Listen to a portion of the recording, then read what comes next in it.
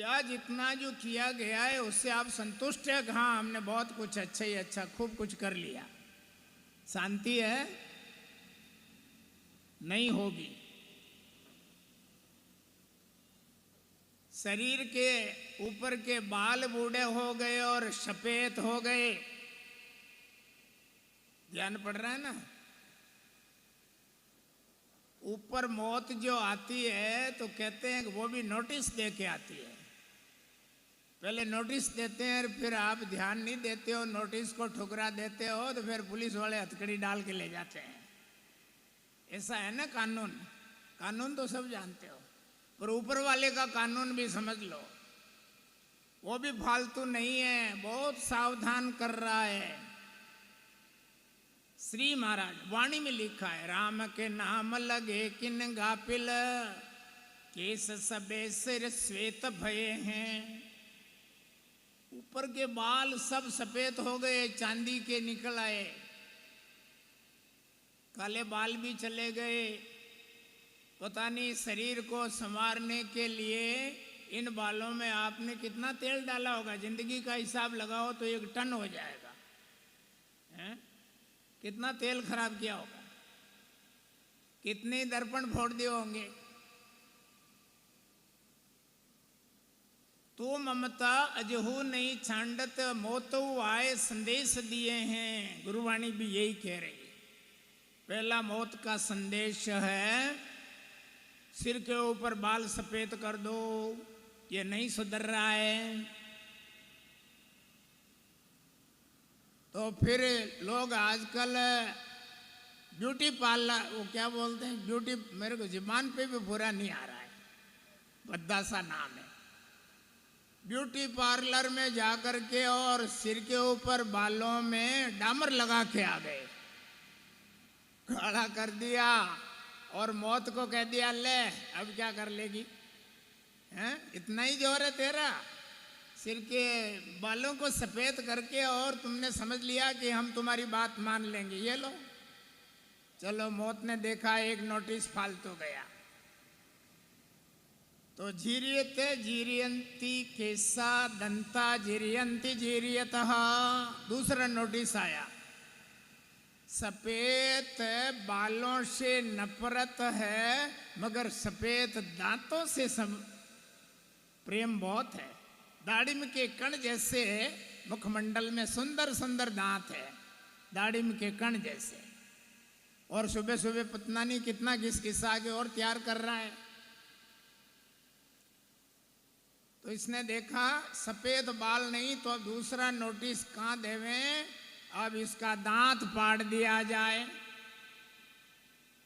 तो मौत का दूसरा संदेश आपके दांतों को पाड़ दिया। मुंह के सारे दांत पड़ गए। अब भुट्टा खाने की इच्छा तो होती है ना। अरे 80-90 साल का बुढ़ा भी है, कोई बाहर आवाज आती है भुट्टा ले लो, तो छोरे को आवाज लगाता है, जरा भुट्टा लेके आ, और इमाम दस्ते में कूट करके दे, मैं खाऊंगा। बाप रे बाप, सारी उम्र भुट्टे ही खाते रहे तो भी हालात, तृष्णा नहीं गई। तो दांत पाड़ने पर मुंह भी मुकमुल के बटवे जैसा हो गया है। चलो डॉक्टर के पास। आजकल फिर एक तकनीकी और निकली है, 10-20 हजार रुपया में एक दांत पड़ता है।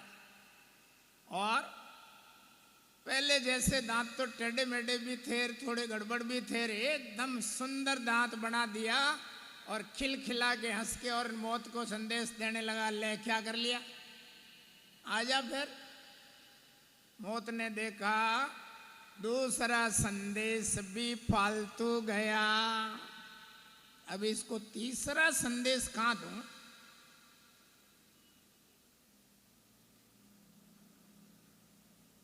कान फोड़ दिया जाए, बहरा कर दिया जाए। कानों से बहरा कर दिया तो भी पर्दे का ऑपरेशन करा दिया और एक मशीन निकली है।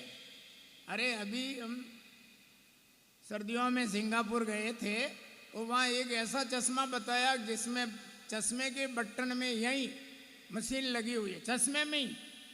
और कान अच्छी तरह से मेरे पास में ला के रखा, एकदम इतनी तेज आवाज़। हाँ, ये चश्मा थोड़ा महंगा पड़ता है, पर इसी में दो ही तरफ मशीनें लगी हुई है और पता नहीं लगता है कि कान में डालने की जरूरत नहीं, वो अपने आप ध्वनि पकड़ लेता है। लो, कान फोड़ दिए तो भी नहीं समझ पाया। तीसरा नोटिस भी फालतू गया। अब चौथा नोटिस और दे रहा है, आंखें फोड़ दी जाए, आंखों पे पर्दा डाल दिया, दिखाई नहीं दे रहा है और अस्त व्यस्त कहाँ टकराना पड़ रहा है। डॉक्टर के पास में जा कर के और व्यवस्था ले ली, मोतियाबिंद का ऑपरेशन कर दिया, आंख भी ले ली, सारा आविष्कार कर लिया।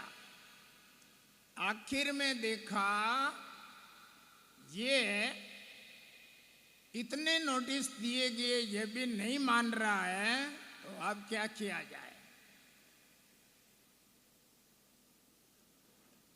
स्वयं जाना होगा।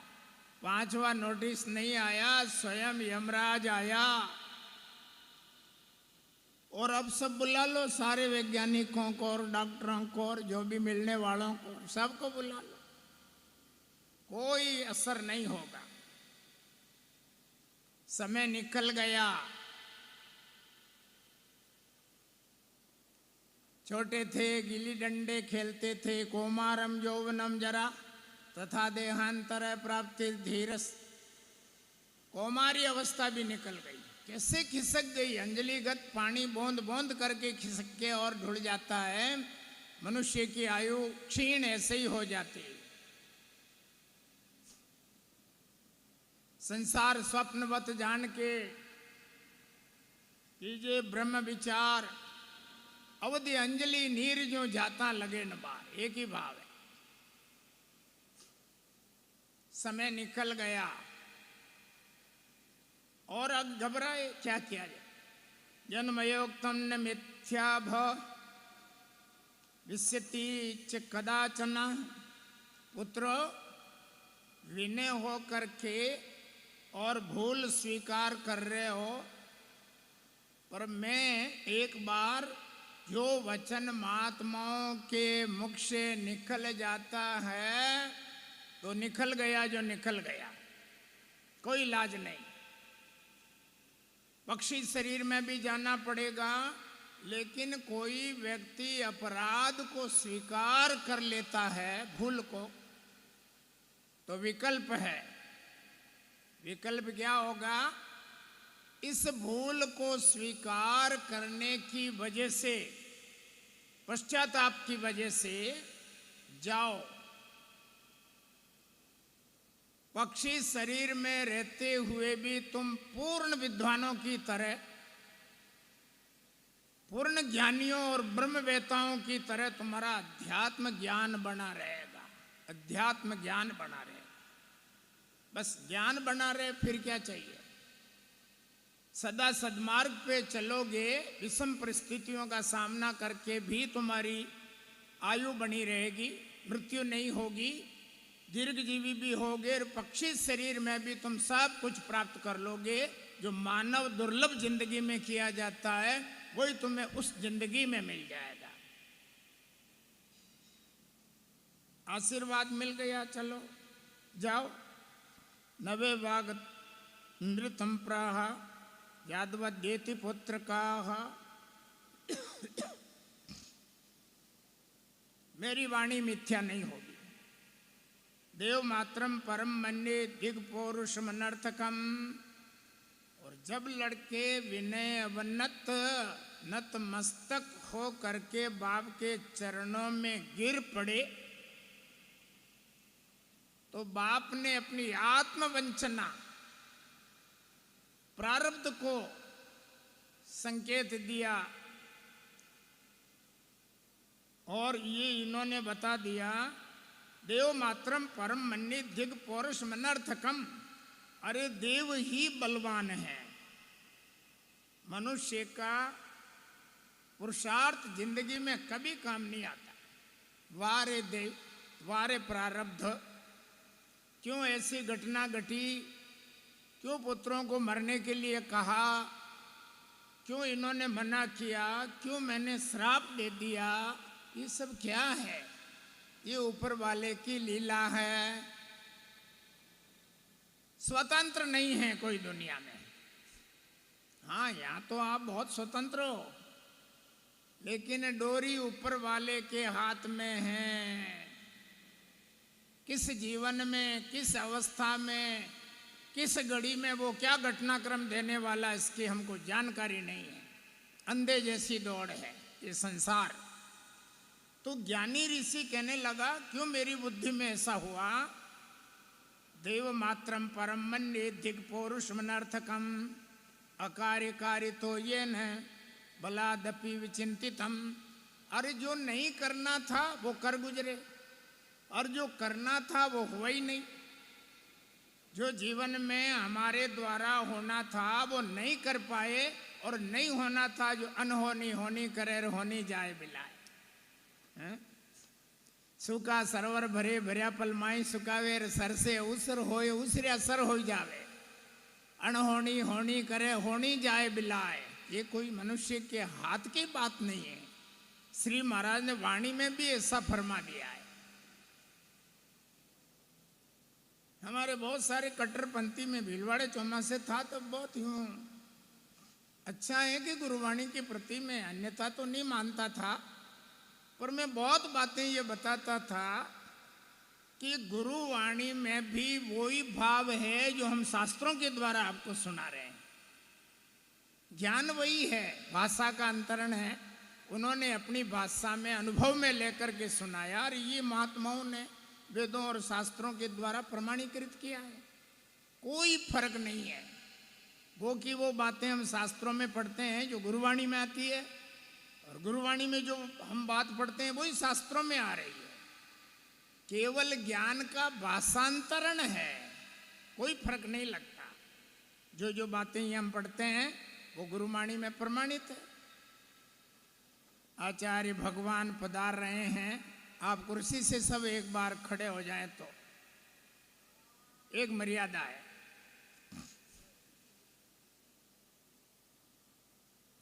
स्वामी जी श्री रामचरण जी महाराज, स्वामी जी श्री राम दयाल जी महाराज,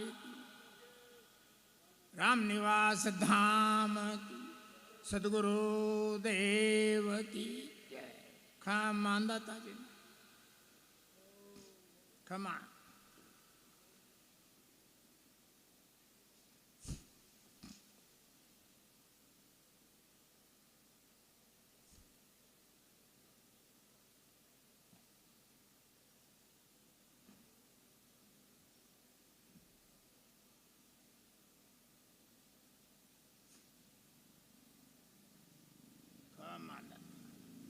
बैठ जाइए,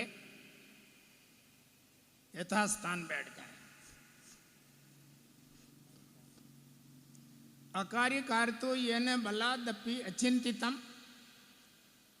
कर्तव्य अकर्तव्य कभी कभी इंसान मार्ग भटक जाता है। क्या करना है क्या नहीं करना, इसका कहानी खत्म हो जाती। यस्माद् यस्माभिरहं प्राणी परिते प्रसादित तस्मात् तिर्यक् मापन्ना परम ज्ञानम अवाप्स्यथः। जाओ, फिर भी मेरा आशीर्वाद मिथ्या नहीं होगा। श्राप तो लगेगा, श्राप को मिटाया नहीं जाता है, श्राप के ऊपर आशीर्वाद दिया जा सकता है। श्राप तो श्राप शापित हो, अकाट्य है, ऊपर आशीर्वाद की भावना आ गई कि जाओ, तिर्यक योनि में रहने पर भी तुम्हारा ज्ञान आत्मज्ञान बना रहेगा। चलो, संयोग वसात ज्ञान दर्शित मार्गस्ते निर्धोते क्लेश कलमसा। ध्यान का अर्थ है प्रकाश। ज्ञान का अर्थ क्या होता है? जानना भी होता है, विद धातु है, व्याकरण में विद ज्ञाने, रा दाने, ला आदाने, ये जो प्रक्रिया शब्द बनते हैं, तो ज्ञान का अर्थ यही होता है जानना, आत्मा और ईश्वर को जानना होता है। बाकी तो सारी दुनिया तो जानते ही हो ना, पशु भी जानते हैं कि ये अपना पराया है। आत्मा और ईश्वर, जीव और ब्रह्म का ज्ञान, दुर्लभ ज्ञान जीवन में प्राप्त बना रहेगा और जिससे तुम्हारे अंतःकरण के सारे पाप धुप जाएंगे, तुम निर्मल हो जाओगे। मद प्रसादाद दस्यदिग्धा पराम सिद्धिम अवाप्स्यथ। असंदिग्ध, असंदिग्ध ज्ञान होगा वो भी, यानी कि ज्ञान तो लिया पर यदि ज्ञान में संदिग्धता है, हाँ मैंने ज्ञान तो सुना है पर क्या भरोसा इससे होगा कि नहीं होगा, यदि आपके मन में संशय है, संदेह है, तो फिर वो ज्ञान भी अपूर्ण है आपका। असंदिग्ध ज्ञान, कोई संशय नहीं, पूर्णतया हमें इस ज्ञान में कोई भटकाव नहीं, कोई संदेह नहीं, कोई धोखा नहीं, कोई भटकाव नहीं, सीधा मार्ग, वो ज्ञान असंदिग्ध ज्ञान कहलाता है। तत्कालेन महता योनंतर उपागता जातश्चरण अप्ये मध्य वेभता परिपालिता। चलो, ये उन पक्षियों ने पहले जन्म हम किसी ऋषि के पुत्र थे, पिता की आज्ञा का पालन नहीं करने की वजह से श्राप के भागी बने और पक्षी योनि में भी माता पिता का भी ढंग से दर्शन नहीं हुआ, मातृगर्भ से भी अंडे के रूप में गिरे, माँ तो पहले ही मर गई। और महाभारत में युद्ध स्थल में चारों ही अंडे गिरे और ऊपर से त्रिगर्त देश का राजा भगदत्त नाम था, उसके हाथी का घंटा जाकर के और अंडों के ऊपर गिर पड़ा। फिर वो बता रहे ऋषिवर, वाह किधर से किधर ऊपर वाले ने व्यवस्था दी, दुनिया में जिसको जिंदा रहने का योग है, किसी भी विषम परिस्थितियों में भी वो रहेगा। लाख उपाय करने वाला, मारने वाला मर जाएगा लेकिन वो नहीं मरेगा। बहुत आश्चर्य हुआ और आपने हमारा पालन पोषण संवर्धन सब किया। आपके आश्रम में हम अब होशियार हो गए और आपका ज्ञान भी प्राप्त हो गया। ज्ञान भी तो प्राप्त हो गया, ऋषियों की बस्ती में रहे, ज्ञान तो हो गई। पक्षी शरीर में रहते हुए भी हम लोगों ने आपका ज्ञान श्रवण करके और जीव ईश्वर माया और परमात्मा इसका ज्ञान प्राप्त कर लिया। बस हम संतृप्त हैं हमारे ज्ञान में, हमारे ज्ञान में हम संतृप्त हैं। कुछ लोग इधर उधर भटकते हैं, मैं पूछता भी हूं, क्या आपने अपने गुरुओं के द्वारा ज्ञान लिया, उसमें कोई बाकी है? आप गुरु दीक्षा लेते हो ना, आपने अपने गुरुओं के द्वारा जो ज्ञान लिया उसमें आपको कोई कमी नजर आ रही है क्या? फिर तो धोखे में हो। और भाई बहुत वर्ष पहले एक पागल बाबा आते थे हिमालय से, ऋषिकेश और स्वर्गाश्रम ये जो बने हुए हैं ना गीता भवन, उनके बीच में एक चट्टान के नीचे बैठा रहता था। और एक बार सायंकाल की समय धुन में चले गए, हम भी एक जोड़ा रहता था, गरीबी थी हमारी भी, भटकन है, हाँ ऐसे ही जीवन बीता, चना खा के पड़े, भटकते भटकते गए और उन महात्मा के पास में जाके मैं बैठ गया। देखो ये घटना सच्ची घटना सुना रहा हूं मेरे जीवन की। पागल बाबा नाम था। हिमालय में भीड़ जाती तब वो बर्फ में से निकल करके और ऋषिकेश में डेरा डालता, जिसने गीता पे दर्शन लिखा और परमहंस हो गया। और जब हिमालय से दुनिया इधर आ जाती, वो 6 महीना हिमालय में गायब रहता था। मुंह में देने पर खा लेता, अलमस्ती से बातें करता था, कभी कभी होश में और मस्ती से बातें करता था। शाम को जाकर के बैठे, महाराज जी हमको ही कुछ ज्ञान दीजिए ना। छोटे थे हम तो, बच्चे थे। आप हमको ही महाराज जी कुछ ज्ञान दीजिए ना, जीवन के बारे में कुछ सुनाओ। तो थोड़ी देर गौर करके देखा उसने और फिर हंस दिया। ज्ञान सुनना है तो राम सुखदास जी सुना रहे ना गीता भवन में, वो ज्ञान नहीं सुनते हो? तो मैं तो छोटी उम्र में मेवाड़ी भाषा बोलता था उस समय, और एक तर्क दे दिया मैंने भी। कुबदी तो ठेठ से ही था मैं, छोटी उम्र से ही। तर्क ये दिया कि गुरुदेव, केरी की खटाई इमली से नहीं जाती है। केरी की खटाई, अरे केरी खाने की इच्छा हो रही ना, आमली पकड़ाई दी, जो कोई आमली उतरते बह गई। तो मैंने भी कह दिया, गुरुदेव केरी की खटाई इमली से तो जाती नहीं है, आप ज्ञान दो हमको। चल बैठ। वो कमंडल लगा कि वहां से ऊपर से पानी भर ला, गंगा का पानी नहीं लेते हैं, मुझे बाहर थोड़ा निपटने जाना। तो मैं कमंडल भर के ऊपर से झरना था, वहां से भर लाए। थोड़ा आगे बढ़े और एक चट्टान पे बैठ करके बस वह ऐसे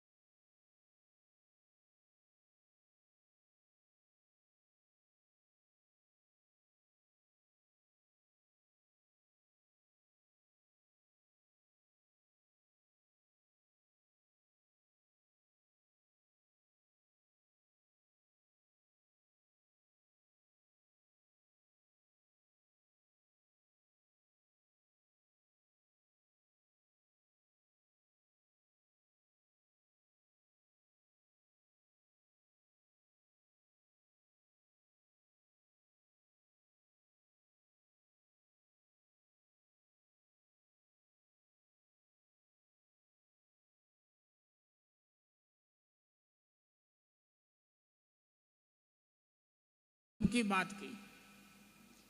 ज्ञान वही होता है, ध्यान तो समझ तो रहे हो ना, कि फिर भागोगे, इधर भगे उधर भगे उधर भगे, कि टेस्ट लेते फिरोगे और सारी उम्र टेस्ट में ही रह जाओगे, पेट भरेगा ही नहीं। ध्यान रखना।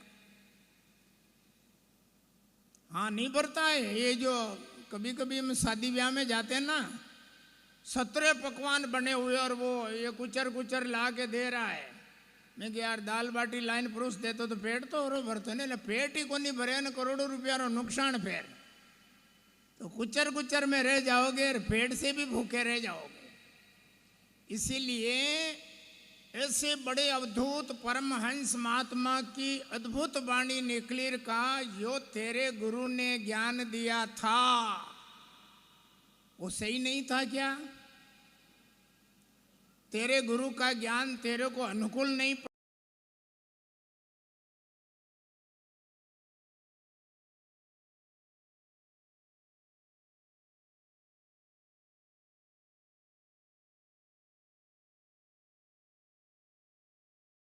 ये कहता क्या, मर जाता मैं, ऐसा कहते थे।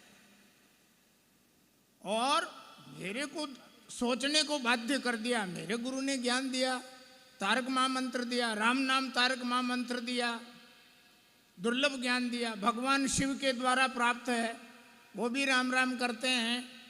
जो राम नाम समतत्व और कहूँ दिसे नाई, श्रुति स्मृति को जोए खोजिया संतन माई, सब ग्रंथन का सार सोध सतगुरु मोई दीना, और दलिदर दूर निवार रंक धनवत कर देना। बड़दानी कृपाल की मुख मामा का भाकिए, राम चरण मन अर्प के सतगुरु चरणा राखिए। क्या कमी थी इसमें? तो मैंने कहा नहीं महाराज, मेरे गुरुजी तो बहुत महापुरुष है, अवधूत है, और मेरे गुरुजी के प्रति मेरी पूर्ण श्रद्धा है। तो तेरे गुरु ने ज्ञान तो दिया था ना? कहाँ दिया था? तो फिर तेने दोबारा क्यों पूछा कि मुझे ज्ञान दो? कान पकड़ लिया, दोबारा जिंदगी में ऐसी भूल नहीं करूंगा। हाँ, सीखने के लिए कुछ बातें पूछते हो, वो बात अलग है। और आत्म और कल्याण के लिए जो मंत्र, ज्ञान वही होता है, मंत्र वही होता है जो गुरु के द्वारा दिया जाता है, और कोई मंत्र नहीं है। दवा वही होती है जो डॉक्टर के द्वारा लिखी जाती है। यूँ तो ले लो मेडिकल में, वो पीला पाना वाली दवा दे दो, मैं जानता हूँ, दे दो, खा लो, पता लगेगा। इसीलिए ध्यान करो, कभी इन भ्रमना में मत उलझो कि हमारा ज्ञान ये गौण है, ये छोटा है, किसी का बड़ा ज्ञान मिलेगा। नहीं मिलेगा। है जिससे भी जाए खो दोगे और वो भटक जाओगे। ना खुदाई मिला ना विशाले सनम, ना इधर के रहे ना उधर के रहे, भटक जाओगे। इसीलिए ज्ञान वही होता है जो हमारे गुरुओं के द्वारा हमको मिला, और सम्यकतया संतृप्त है हम हमारे गुरु ज्ञान से। कोई संदेह नहीं, हमको भटकाव नहीं, भ्रमना नहीं, धोखा नहीं, किसी प्रकार का। राजमार्ग की तरह हमको राज मंत्र दिया। राजमार्ग, राजमार्ग में समझते हो ना, ये कुंभलगढ़ का रास्ता है ना, ये राजमार्ग है, सेंट्रल गवर्नमेंट का है, इसको राजमार्ग कहते हैं। और बाकी इधर उधर के राज्य मार्ग है। तो हम राजमार्ग के ऊपर चलने वाले, रामसनी धर्म हमारा राजमार्ग और राज मंत्र है। इस मंत्रों के प्रति आज दिन तक मैंने किसी को नहीं पूछा कि मुझे कोई कमी रह गई गुरु के मंत्र में, कोई मंत्र दे के थोड़ा और समझा दे, नहीं। बस गुरु के द्वारा दिया हुआ मंत्र, मंत्र मूलम गुरुर वाक्यम, बस खत्म किस्सा। शास्त्र भी यही कह रहे हैं, गुरु के द्वारा निकला हुआ वाक्य हमारे जीवन का मंत्र, हमारे जीवन का कल्याण और हमारे जीवन का वरदान, सब कुछ वही हो जाता है। आओ बंधुओं, ये सब बातें जीवन में इसीलिए हम सुना रहे हैं कि हम अपने धर्म में थोड़े कट्टर हो जाएं। इति तेषां वचे श्रुत्वा समीको भगवान मुनि प्रत्युवाचे माँ भागे समीपस्था अयो निजान। सामने बैठे हुए शिष्य मंडली में समीक नाम के ऋषि ने कहा, शिष्य वर्ग के लोगों, देखा, पहले से ही ये अनुभव कर लिया था कि ये पक्षी, ये कोई साधारण पक्षी नहीं है, ये कोई महान आत्माएं हैं। किसी कर्म विपाक से भटक करके और पक्षी योनि में आ गए हैं, किसी कर्म विपाक से। ये तपी हुई कोई आत्माएं हैं। तो पक्षी शरीर में जाने पर भी ऋषि इस प्रकार इस बात को आगे सारे शिष्य मंडली को ही सुना रहे हैं। सर्वेषां मेव जंतूनां देवाधीनम ही चेष्टितम। सारा संसार प्रारब्ध के अधीन है, सारा संसार प्रारब्ध के अधीन है। प्रारब्ध पहले बना और पीछे बना शरीर। आपका शरीर ही बना तो आपके प्रारब्ध को लेकर के और संसार में आप आए हैं। आप बहुत कुछ करना चाहते हो, लेकिन प्रारब्ध साथ देगा, उतना ही कर पाओगे, नहीं कर पाओगे। तो कहा बोले, देवाधीनम ही चेष्टितम, देवाधीनम इदम सर्वम। कभी कभी कहा जाता है ना, ये ज्योतिष वाले ही बोलते हैं, देवाधीनम सर्व जगत, देवाधीनम मिदम सर्वम मंत्राधीनस्य देवता। ज्योतिष वाले कहते हैं ये सारा संसार किसके अधीन है? देवताओं के अधीन है, देवाधीन है। ये जो ग्रह मंडल है ना, ये हमारे देवता है, यूं मान लो। और इससे भी जीवी शक्ति का संबंध है, प्रारब्ध को समझने का। नहीं मानना अलग चीज होती है और नहीं होना अलग चीज होती है। कोई के मैं इसको नहीं मानता, वो एक अलग विषय है, नहीं होना ये नहीं कह सकते। तो देवाधीनम जगत सर्वम मंत्राधीनस्य देवता, सारे संसार देवों के अधीन है। और देवता किसके अधीन है? मंत्राधीनस्य देवता, देवता किसके अधीन है? मंत्रों के अधीन है। ब्रह्मांड के अरबों किलोमीटर दूर रहने वाले देवता मंत्र के अधीन हैं। और ते मंत्रा ब्राह्मणास्तदीना तस्माद ब्राह्मण देवता। कभी कभी हम ब्राह्मण को क्यों मानते हैं ज्यादा? ये तो देवता है, ब्राह्मण देवता। देवता है कहीं? माता में तो जुआ पड़ी, देवता है? कोई देवता नहीं है, वो अपने से ही मेला मेला कपड़ा खाली तिलक छापा करके कहते हैं हम ब्राह्मण है। ऐसा नहीं है। अरे उन मंत्रों का अधिकार इन ब्राह्मणों को होने से आस्था की दृष्टि से हम तस्माद ब्राह्मण देवता, उसको धरती का हम देवता मान रहे हैं कि ये इन देवताओं को बुलाने की विद्या जानते हैं ना, इसलिए हमारे लिए ये भी एक तरह के देवता। ऊपर वाले देवता भी मांगते ही हैं, ये भी इनका ही पालन पोषण करना ही पड़ता होगा। चलो मैं अन्यथा नहीं जा रहा हूँ, मैं तो मेरे विषय पर आ रहा हूँ कि हर इंसान संसार में प्रारब्ध के अधीन है। और इतना ही क्यों? सुनो भरत भावी प्रबल, कहाँ जाओगे? भगवान के लिए भी ये बात आ गई। और श्री महाराज ने वाणी में लिखा है, वो तो महर्षि वशिष्ठ जी कह रहे हैं, ब्रह्मपुत्र है, लेकिन श्री महाराज ने बताया है भावे कर पैदा भैर पीड़ा दशरथ हाथ, भावे बाचा के कईर भावे बन रघुनाथ। सब भावी अवश्यम भावी भावानाम प्रतिकारो भवेद यदि। जो होनहार है उसको दुनिया में कोई टालने वाला समर्थ नहीं है, कोई नहीं। भोक्तव्य है, अकाट्य विषय है। अवश्यम भावी भावानाम प्रतिकारो भवेद यदि तथा वने न गच्छेत नलराम युधिष्ठिरा। ये प्रभृति महापुरुष, ये बड़े बड़े सम्राट, भगवान राम को 14 साल का वनवास, भावी बाचा खे गई, वो भावी किसके गट में बैठा? एक नारी के गट में। और नल राम, महाराजा नल, पुण्य श्लोको नलो राजा। दमयंती, जा तेरे पियर का रास्ता जा रहा, इधर चली जा, मैं 12 साल वनवास में रह के आ जाऊंगा और तेरे को ले जाऊंगा। कि नहीं, वो पति प्राणा, वो पति प्रिया नहीं, पति प्राणा नारी कहती है तेरे साथ में कदमों पे कदम लगा करके मरूंगी। तो देखा है नहीं जाएगी।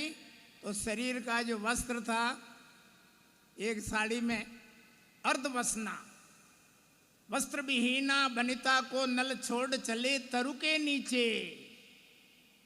कपड़े ही पूरे नहीं शरीर के, आधा कपड़ा वो ले गया, रात को उठ के चला गया और अनाथ की तरह छोड़ के चला गया और दासी बन करके 12 साल बिताए, ठामड़ा माज करके गायब होगी दुनिया से। क्या ये साधारण बात है?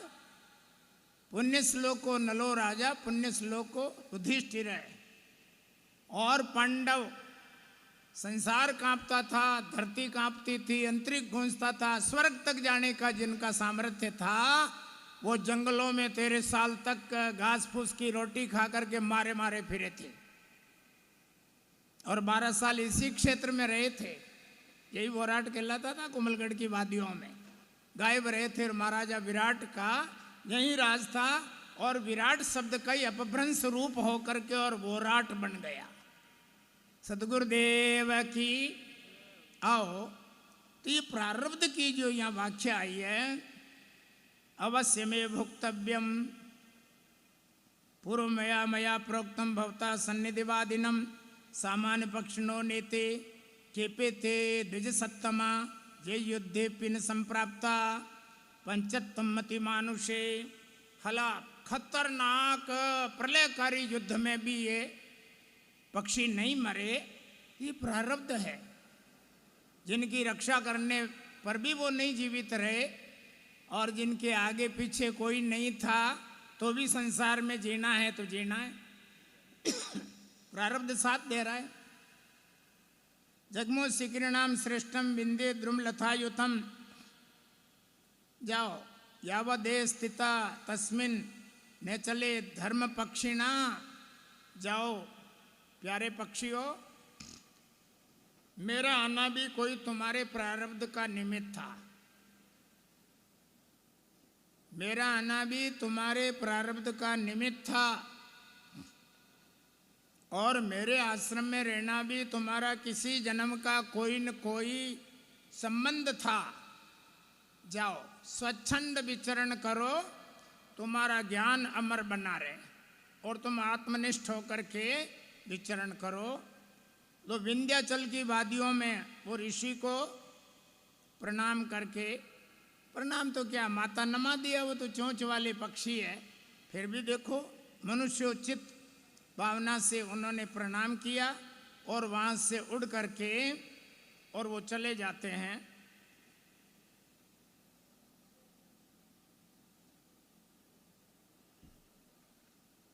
विंध्याचल की ओर चले गए।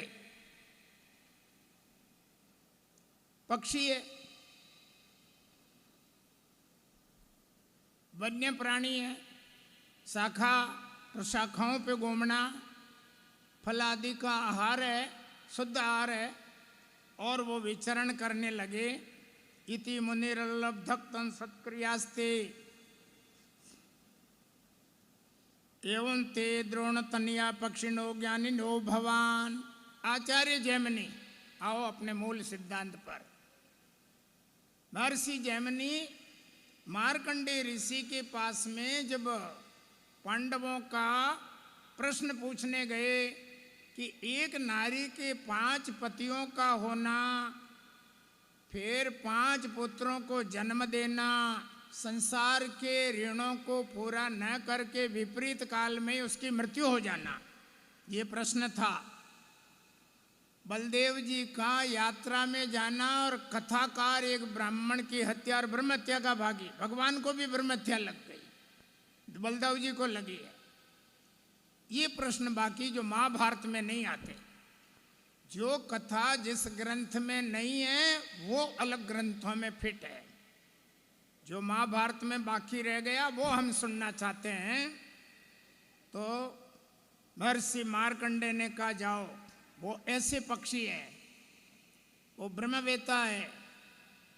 कभी कभी पक्षियों ने ज्ञान दिया मानव जाति के लोगों को, और मानव जाति के लोगों ने ज्ञान नहीं भी दिया तो ही पक्षियों ने ले लिया।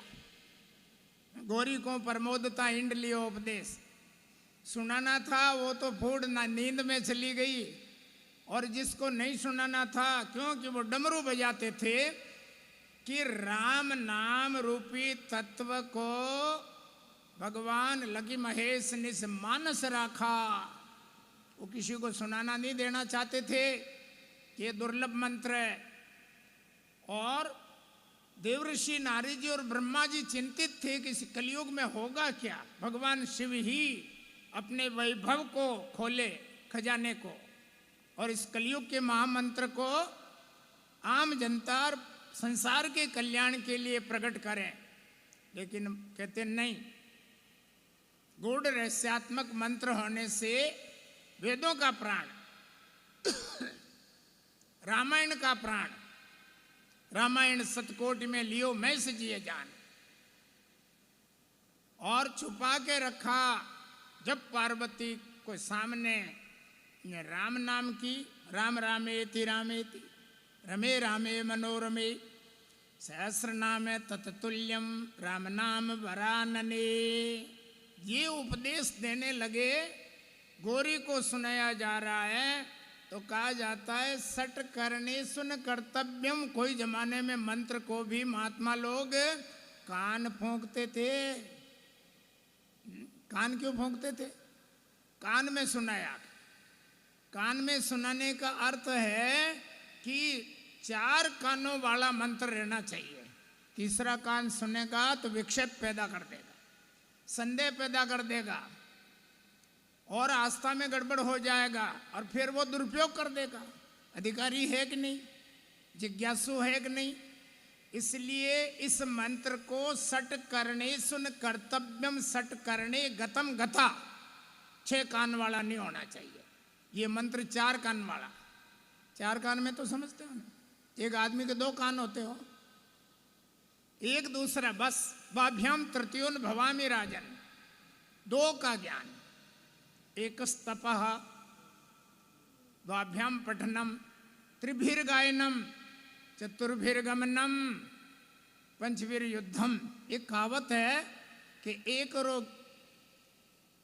रो ध्यान, 2 रो ज्ञान, 3 रो गावणो, 4 रो चालनो, 5 री पंचायती, आगे 6 रो छाती कुटो। 6 रो कहीं मतलब ही कौन नहीं। इसीलिए महापुरुष बता रहे हैं कि सट करनी सुने 6 कानों वाली बात हो जाती। जब तीसरा सुन लेता है तो वो बात कितने कानों तक पहुंच गई? 6 कानों वाली। हाँ, जरा पता करो आसपास, खोपड़ी पे हाथ फेरो, कान तो बराबर है ना, 2 कान है और तीसरा 6 कान हो गया। तो सट करने गतंगता, 6 कानों वाली बात होने के बाद बात फिर वो छुपी नहीं रहती है। और भगवान शिव नहीं चाहते थे कि मेरे वैभव को हर कोई अनधिकारी ले ले। तो गौरी को प्रमोदता इंड लियो उपदेश। तोता अंडा था, वो राम नाम के प्रभाव से उड़ नहीं पाया, पक्षी बन गया। और वो देवी सामने सुनते सुनते कथा में नींद आ गई। और भगवान शिव राम नाम का राम रामेति रामेति 3 बार बोले, राम इति राम इति राम।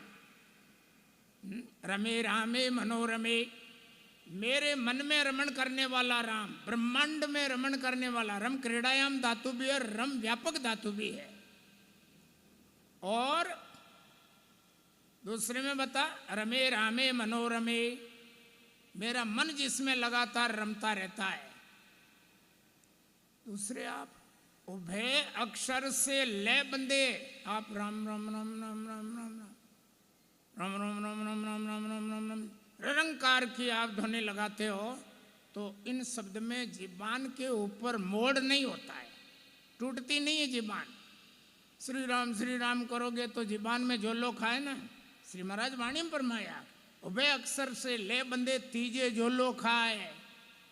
तीसरा भी श्री और जी भी नहीं लगाना, ये तो ऊपर की शोभा है। केवल बस द्वय अक्षर मात्रेण, रामेति वर्ण द्वयमादरेण। ब्रह्म संगीता में भी यही लिखा है। राम इति 2 अक्षर है, वर्ण कहते हैं अक्षरों को। तो वर्णमाला के जो 2 अक्षर है, रामेति वर्ण द्वयमादरेण सदा स्मरण मुक्ति मुपेति जंतो कलो युगे कलमसनासनंच नानेत्र धर्मे खलुनाधिकार। हे पार्वती, वरानने, वर मुख आनने, वर माने श्रेष्ठ, आनन माँ के मुंह। श्रेष्ठ मुख वाली पार्वती, सुंदर मुखी, ध्यान दो कि ये 2 वर्ण हैं, ये कलयुग में बेड़ा पार करेगा। और कलयुग के केवल नाम आधारा।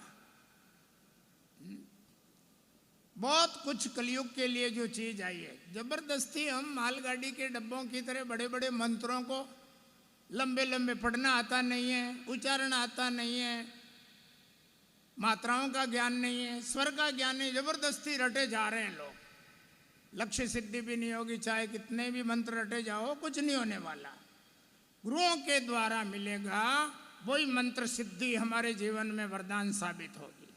मनमुखी होकर के कहीं भी समझोगे हम तो ये जप रहे हैं, हम तो ये मंत्र ले रहे हैं, अष्टाक्षर मंत्र जप रहे हैं, द्वादशार षडाक्षर 32 अक्षर, ये सारी उम्र अपने आप ही खाते खोलते रहो,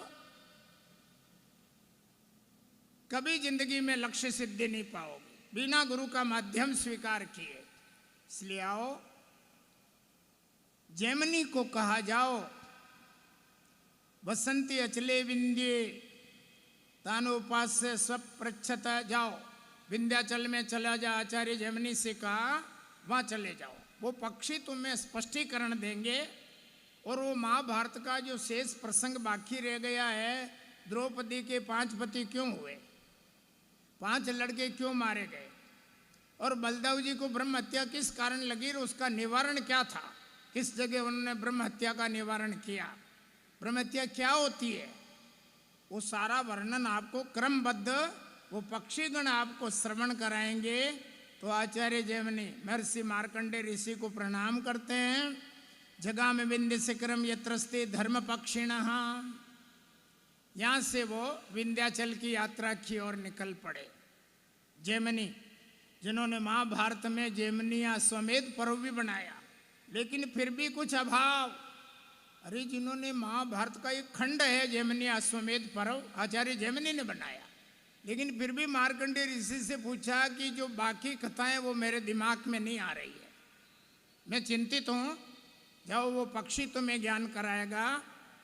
तो जैमिनी विंध्याचल पर्वतमालाओं में बैठे हुए इन पक्षियों के पास में पहुँचेगा और मानुष भाषा के द्वारा वो पक्षी सारा ज्ञान आचार्य जैमिनी को कराएगा। और वो कैसे हमारे सामने रहस्य आता है वो रहस्य आगे बताया जाएगा। समय जवाब दे रहा है। आचार्य भगवान अपनी अमृत तुल्य वाणी के द्वारा आपको आत्मबोध प्रदान करेंगे। ध्यान पूर्वक आप श्रवण करें।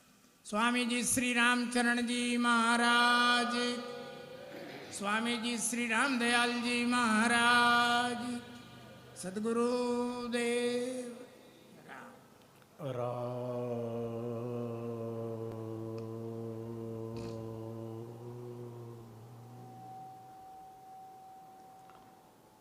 निरंजनं निराकारं निर्विकारं सनातनं सर्वज्ञं निर्गुणं रामं भूयो भूयो नमाम्यहम्। नामामृते सदा मग्नम् अज्ञानध्वंतभास्करं नमामि सद्गुरुं शान्तं स्थितप्रज्ञं मनोहरम्।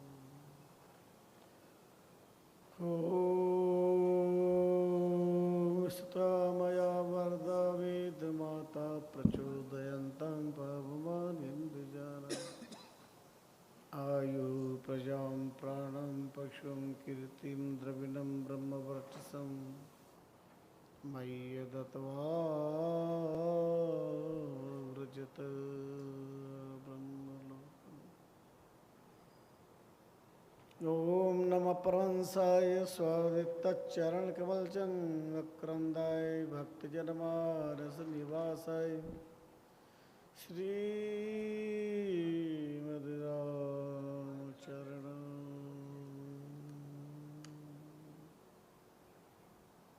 ध्येयं सदा परिभवग्नमभीष्टदोहं तीर्थास्पदं शिविरिञ्चिनुतं शरण्यं भृत्यार्तिहं प्रणतपालभवाब्धिपूतं वन्दे महापुरुषते चरणारविन्दं वन्दे महापुरुषते चरणारविन्दं वन्दे महापुरुषते चरणारविन्दं। लोहा जल सो धोइए तो तूना लागे काट, राम चरण पावक दिया निर्मल होए निराट। अनिर्वचनीय प्रमेय चिंत्य सत्यम अनंतम ब्रह्म सर्वं खल्विदं ब्रह्म।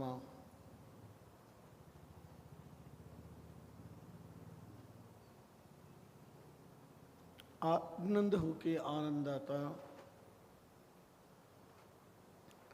मंगल भवन अमंगलहारी अक्षय दमिक राम है। परमात्मा की पवित्र पाद पद्मों में प्रणाम करते हैं। समाराध्य पुण्य श्लोक तपश्चरण ब्रह्मदेव स्वाया धरामचरण जी नाम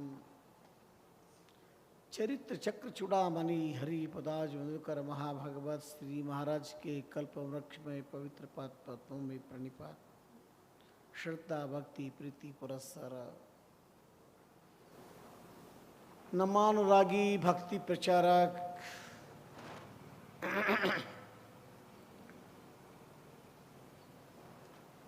भ्रमित मानव मात्र को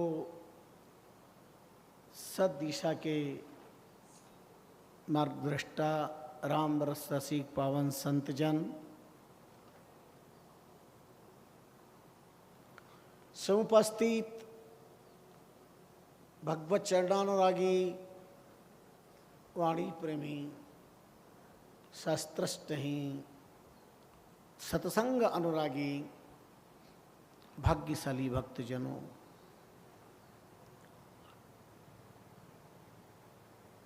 श्रवण कर रहे थे आप परम मनीषी शास्त्रज्ञ हमारे अपने रामष्टी समुदाय के परमात्मीय मूर्धन्य विद्वान पंडित डॉक्टर रामस्वरूप जी शास्त्री द्वारा मार्कंडी पुराण का मार्मिक वो पावन प्रसंग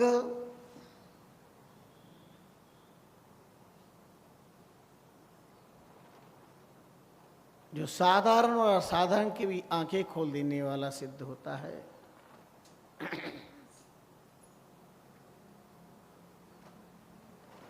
ये भारत की भूमि देवभूमि है। ऋते ज्ञानान्न मुक्ति, ज्ञान के बिना मुक्ति नहीं मिलती और ज्ञान मनुष्य से ही मिले ऐसा नहीं है।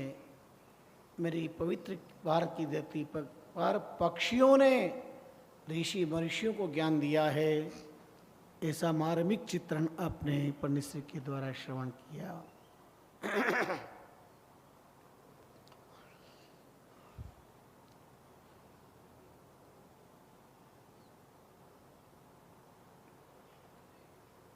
चातुर्मास का अभिष्ट ग्रंथ श्रवणसार, जैसा कि आप प्रवचन मध्य श्रवण कर रहे थे, जो हमारे समाराध्य अंतर्राष्ट्रीय रामष्टी संप्रदाय के सृष्टा युग दृष्टा श्री महाराज ने अपनी अनुभववाणी में ज्ञान दिया, वही शास्त्रों में है, अन्यत्र नहीं है। बहुत बार मैं मानव हृदय को छूते हुए ये बात गर्व और गौरव से कहता हूँ, यन्न भारते तन्न भारते, जो महाभारत में नहीं है वो कहीं भी नहीं है, जो महाभारत में सब जगह है। पर मेरा संत हृदय कहता है यन्न वाण्याम तन्न वाण्याम, जो अनुभव वाणी में है वो वेदों में है, पुराणों में है, शास्त्रों में है, और जो अनुभव वाणी में नहीं है वो संसार में कहीं पर भी नहीं है। इसलिए स्वामी रामचंद्र जी महाराज की वाणी का जब चिंतन करते हैं तो भागवत मरना सिखाती है, रामायण जीना सिखाती है, पर महापुरुष की वाणी जन्म मरण से ऊपर उठा देती है, जीवन को धन्य बना देती है।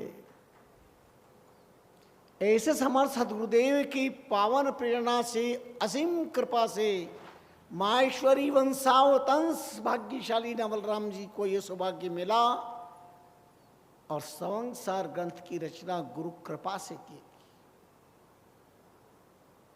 ये सिद्ध करते हुए जो पंडित जी ने कहा, जो शास्त्र में वो वाणी में है, जो वाणी में वो शास्त्र में है, इसका प्रमाण है संसार।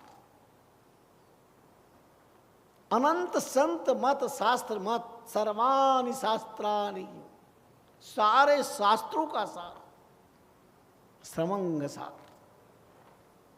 सर्वांगानी शास्त्र है। शास्त्र के प्रत्येक बिंदुओं का चिंतन इसमें है। विगत कई दिनों तक गुरु तत्व पर श्रवण कर रहे थे।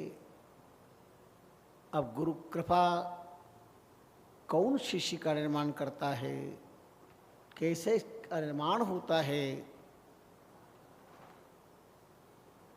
इस पर विचार चल रहा है। लोहा जलसु धोइये तो दूना लागे काठ, राम चरण पावक दिया निर्मल होय निराट।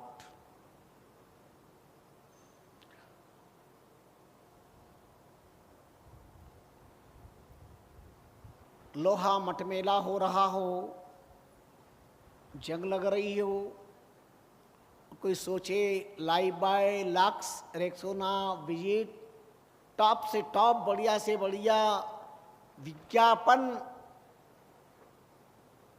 को देख देख कर आंखें खुल रही है। ऐसे साबुन से अपन लोहे को जरा धो लें, जंग रहित हो जाएगा, मल रहित हो जाएगा। तो लोहा साबुन लगाकर जल डालेंगे, जल में रखेंगे तो उस पर और जंग प्रबल हो जाएगा। लोहा जल सु धोइये दूना लागे काठ, उसमें और काठ प्रबल हो जाएगा। धन्य महाप्रभु रामचरण पावक दिया निर्मल हो निराट। पर लोहे का जंग मिटाने के लिए उसको अग्नि में डाल दो, उसका जंग समाप्त हो जाएगा।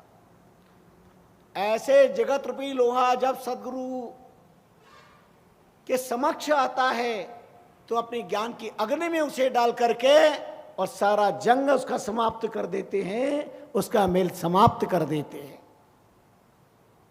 ताप, तप और ताप के बिना जीवन अपूर्ण है।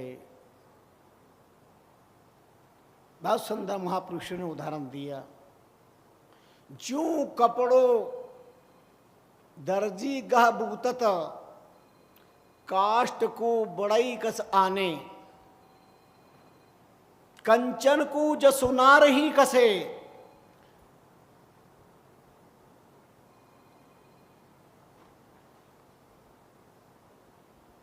लोहा की हाट लोहार ही जाने। फतर घसलेट सिलावट, पात कुमार के हाथ निपाने। ऐसे ही शीश कसे गुरुदेव जो, सुंदर कहे तबे मन माने। दादू दयाल जी के परम कृपा पात्र श्री सुंदरदास जी ने अपनी वाणी में संकेत किया, जैसे दर्जी कपड़े को तैयार करता है,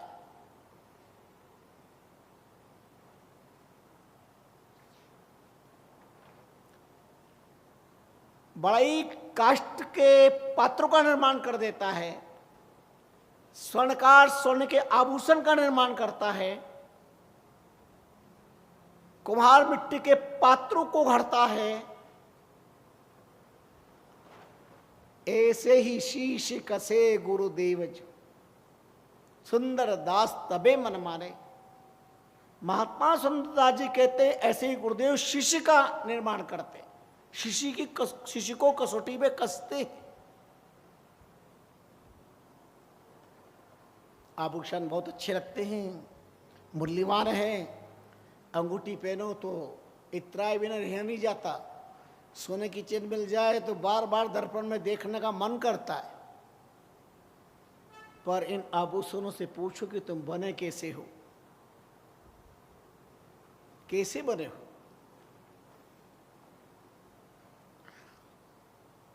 सोना सेती बेर क्या, घाले घन के घाय। दादू यूं काठ कलंक सब, राखे कंठ लगाए।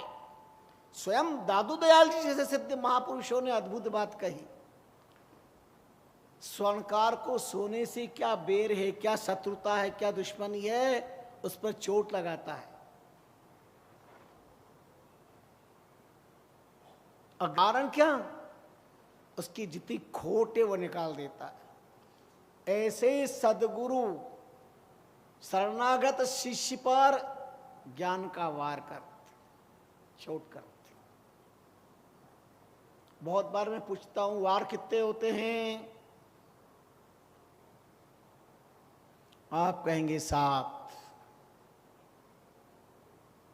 अगर मैं विनोद की चुटकी लूं तो आपके अधर पर एक हल्की सी मुस्कान आ जाएगी। गिनने पर सोमवार, मंगलवार, बुधवार, गुरुवार, शुक्रवार, शनिवार, रविवार, तो फिर भोजन के बाद जीवनवार, अपने सत्संग के बाद, कार्यक्रम के बाद, महोत्सव के बाद, कहीं भी कोई फंक्शन होता है तो फिर जीवनवार, फिर उसमें मनवार, मेरा मन रख लो, मेरा हाथ रख लो। उठो तो अखबार, उसमें तीर का वार, तलवार का वार, छुरी का वार, गोली का वार, न जाने कितने वार, और देश में हो रहे वर्ल्ड वार। पर यही कलिकाल विशेषता, यही कलिकाल मंजार 7 वार में से गए बुध, मंगल, इतवार। मंगल है कहाँ? जहाँ देखा वहाँ दंगल ही दंगल है। पिता पुत्र में, पति पत्नी में, अड़ोसी में, पड़ोसी में, जहाँ देखी। बुधवार कहाँ सिद्ध है बुधवार? अगर बुद्धि हो तो परिवार क्यों टूटे, समाज क्यों बिखरे? अगर विवेक जीवित है तो उसके पास 2 चीज होगी, ईश्वर इच्छा बलियसी और दूरदर्शिता। बिना परमात्मा की मर्जी के एक पत्ता भी नहीं हिल सकता। कोई माने न माने, पर ये अपने आप में खरा सच है। बिना परमात्मा की कृपा के, बिना परमात्मा की इच्छा के एक वृक्ष का पत्ता भी नहीं हिल सकता। तो दुनिया की सारी उथल पुथल के पीछे नियति का खेल है, प्रभु इच्छा है। इसलिए ज्ञानी, विवेकी, बुद्धिमान न हर्ष न शोक, विषाद। एक घोड़े का व्यापारी था, उसे घोड़े रखने का बहुत शौक था।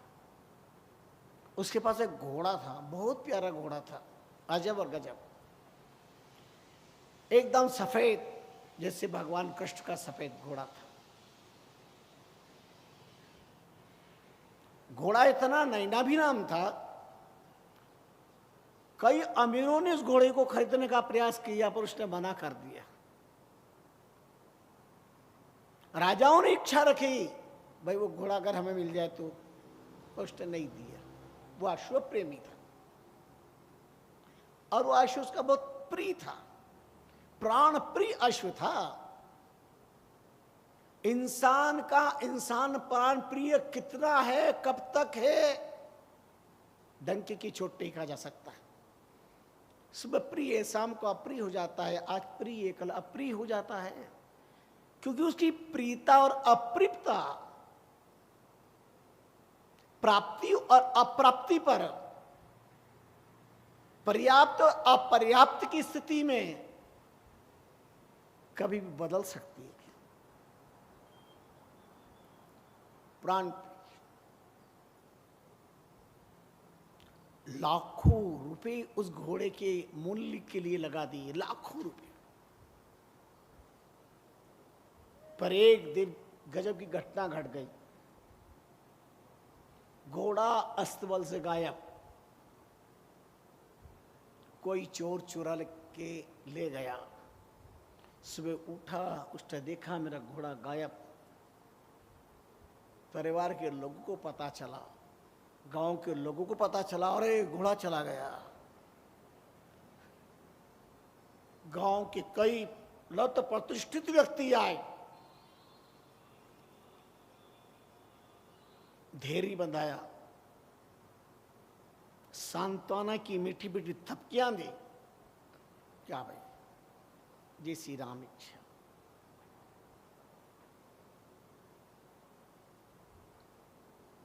भैया लाखों रुपए मिल रहे थे, इससे तो अच्छा था कि घोड़ा दे देते तो बहुत बढ़िया था। घोड़ा दे देते तो बहुत बढ़िया था, कम से कम रुपए तो तुम्हारे पास रहते।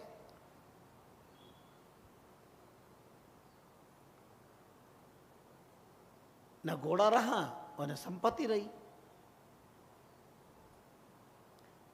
कोई बात नहीं जी प्रभु। उस घोड़े के मालिक ने कहा, व्यापारी ने, गांव वालों धन्यवाद, अपने विकट विषम परिस्थिति में आत्मीयता से सांत्वना का प्रसाद दिया। पर एक बात कहूं, मैं इतना जानता हूं, कल घोड़ा था आज नहीं है, कल फिर आ जाएगा। प्रभु की इच्छा है। मैं अपने आराध्य की इच्छा पर जिंदा रहता हूं। प्रभु इच्छा। गांव के लोग मीठी मुस्कान से सिर नीचा करके चल दिए। जैसी प्रभु इच्छा। अच्छा हुआ या बुरा हुआ, यह निर्णय करने वाले अपन कौन? मजे की बात, 15 दिन के बाद घोड़ा आ गया। 15 दिन के बाद घोड़ा आ गया, पर अकेला घोड़ा नहीं आया, वो अपने जिसे 15 घोड़ों को साथ लेके आया। अब गांव को इकट्ठे हुए कर लगे, अरे आपका इष्टबल कितना प्रबल है, आपको गुरु पे कितना बड़ा विश्वास है, आपका आत्मविश्वास कितना बड़ा है। हम तो आपके आंसू पोंछने के लिए आए, आपको सांत्वना दे रहे थे, बहुत बुरा हुआ, भगवान ने बहुत बुरा किया, आपका घोड़ा चोरी हो गया, लाखों का नुकसान हो गया, हमने इतनी बातें आपको सुनाई, पर आप कभी विचलित नहीं हुए। गजब का आपका धैर्य है। चलो घोड़ा गया तो गया, पर 15 घोड़े साथ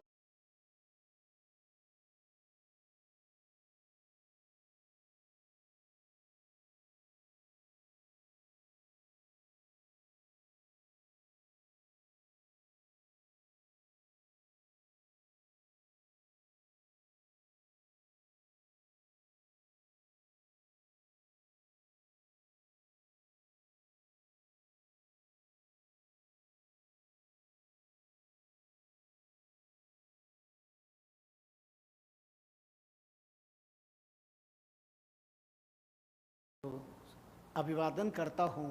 मैं इतना जानता हूं, परसों घोड़ा नहीं था, घोड़ा था, कल नहीं था, आज घोड़ा फिर आ गया। प्रभु इच्छा। अब अच्छा और बुरा क्या कहूं मैं, इच्छा है प्रभु। उपलब्धि पर जो ना इतराए सच्चा वही आदमी। उपलब्धि पर कुछ पाके इतराए नहीं, सत्ता, शक्ति, संपत्ति, सौंदर्य, उपलब्धि पर जो न इतराए सच्चा वही आदमी। अनुपलब्धि पर जो न कतराए सच्चा वही आदमी। उपलब्धि अनुपलब्धि पर बेस हो सकती है, गुत्थियों को जो सुलझाए सच्चा वही आदमी। लाभ और हानि दोनों परमात्मा का प्रसाद है, सुख और दुख दोनों परमात्मा का प्रसाद है। इसमें अच्छा और बुरा क्या है? हम किसको अच्छा और किसको बुरा कहते हैं? हमें पता ही नहीं अच्छा और बुरा क्या है। हमारा चाह नहीं है तो हमने बुरा सोच लिया, हमारा चाह तो हमने अच्छा सोच लिया। ये तुम्हारी सोच है, ईश्वर की नहीं।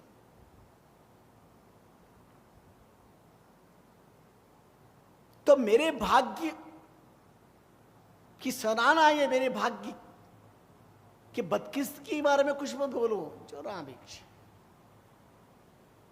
लोग चुपचाप चले गए। संयोग बना और 15 घोड़े में एक मस्त घोड़ा था, वक्र चाल वाला था। उस घोड़े के व्यापारी का इकलौता एक बेटा जवान, उसको भी घोड़े का शौक था। क्योंकि देखे बाप के तो करे आपके, देखे बाप के करे आपके।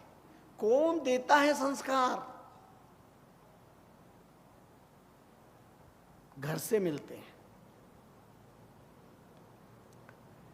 व्यापारी के बेटे को व्यापार सिखाना नहीं पड़ता, सीख जाता है। जैसे बंदर के वंश में बंदर के बच्चों को दाकना, छलांग लगाना सिखाना नहीं पड़ता। मछली के वंश में किसी को तैरना सिखाना नहीं पड़ता। संतों की संधि में रहने वाले को भवसागर पार होने के लिए कुछ करना नहीं पड़ता। संत के साथ ते और कृपा हो जाती है।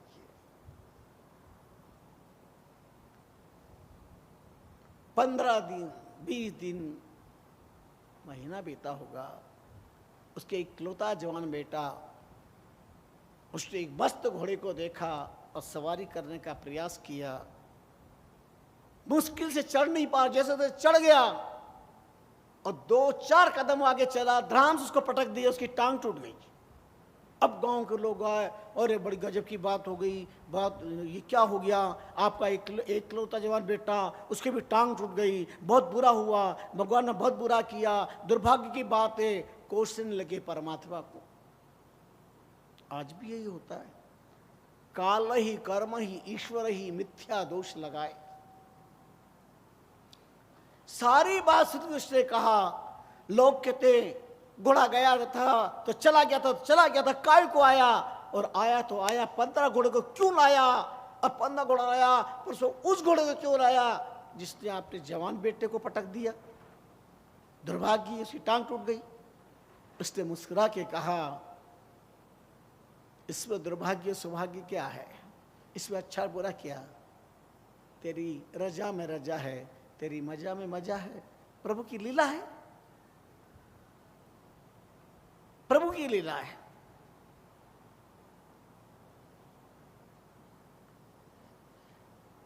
कुछ पाके इतरा मत, कुछ खो के घबराओ मत। टूट गई टांग तो टूट गई, इलाज कराएंगे, उसका इलाज चल रहा।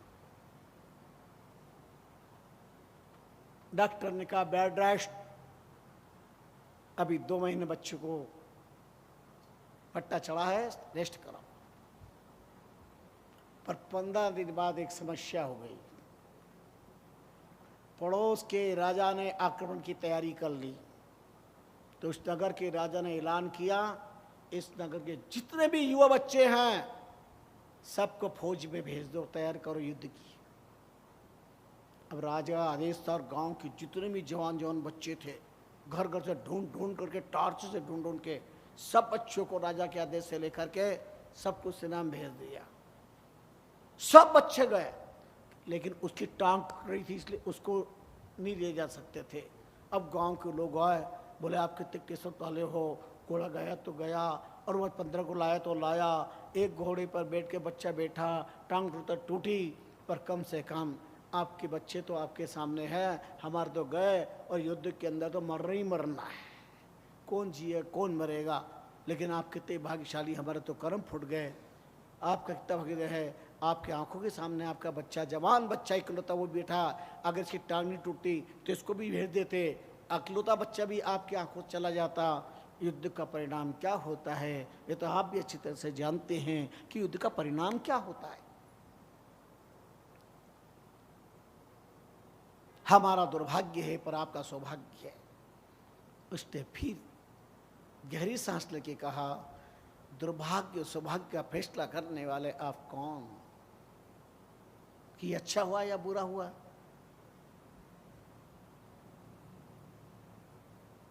प्रभु इच्छा है, जैसे योग जल था। कभी कभी लोक दृष्टि में अभाव, दुख, हानि भी लाभप्रद होती है। वो टांग टूटना भी माँ बाप के लिए एक संतोष की राहत मिली कि बच्चा कम से कम हमारे आंखों के सामने घर में है। इसलिए सौभाग्य और दुर्भाग्य का फैसला कोई नहीं कर सकते, ये सब नियति के खेल है। ईश्वर की लीला है। इसलिए गुरु शरणागत शिष्य को गुरुदेव अपने ज्ञान से परिपक्व करते हैं। तो किसी भी फैसले पर अपना दिमाग पर तड़ाओ, अपनी जीवान को पवित्र अपवित्र मत करो। तुम उतना ही सोच सकते हो जितनी तुम्हारे पास में है, पर उसके पास जितनी है वहां तक कोई नहीं सोच सकता, वही सोच सकता है, बाकी नहीं सोच सकता।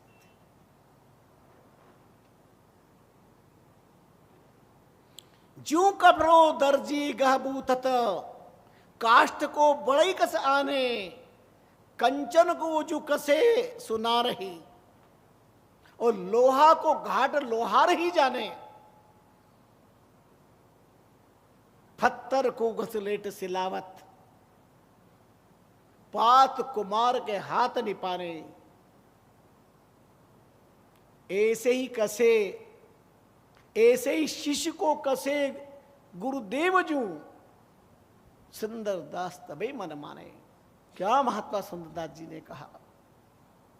वो निर्माण करते, संस्कारित करते, वो जीना सिखाते हैं।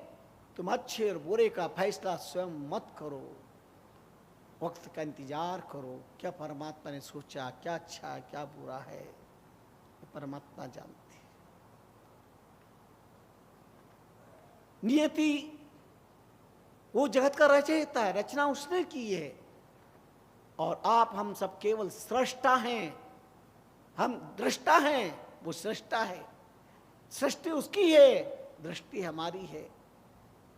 और जब गुरु की कृपा होती है तो दृष्टि, दृष्टा, दर्शन, दर्शक सब एक हो जाते हैं। यही गुरु की कृपा। और शिष्य पे यही सबसे बड़ी कृपा है। वो इतना कस लेते हैं, हर पल हर क्षण उसका खेल है।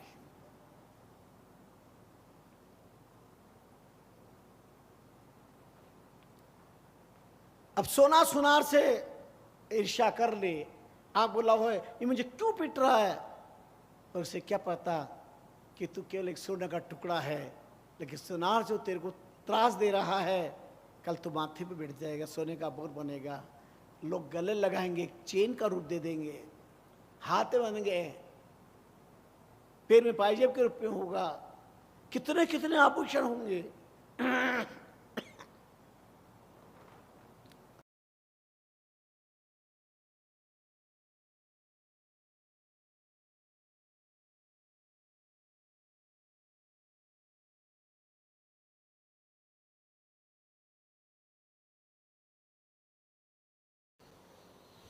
यथा कनकम चतुर्भी परीक्षिते निर्गुण, छेद नहीं, ताप ताट नहीं। सोने की 4 प्रकार से परीक्षा होती, निर्घष्टा से छेदित किया जाता है।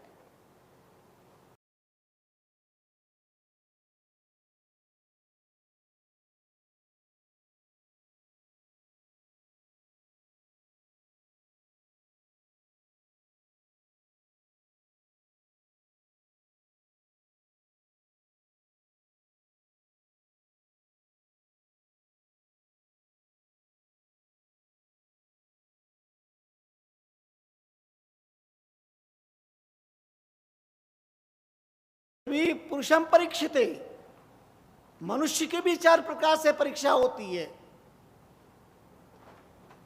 त्यागेन, शीलेन, गुणेन, कर्मणा।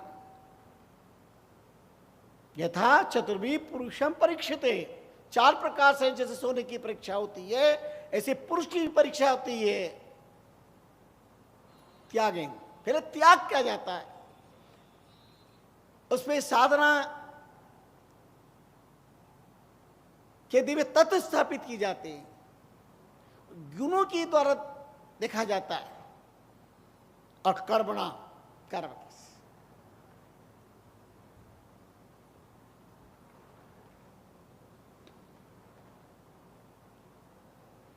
एक बहुत भाषा का जानने वाला व्यक्ति था।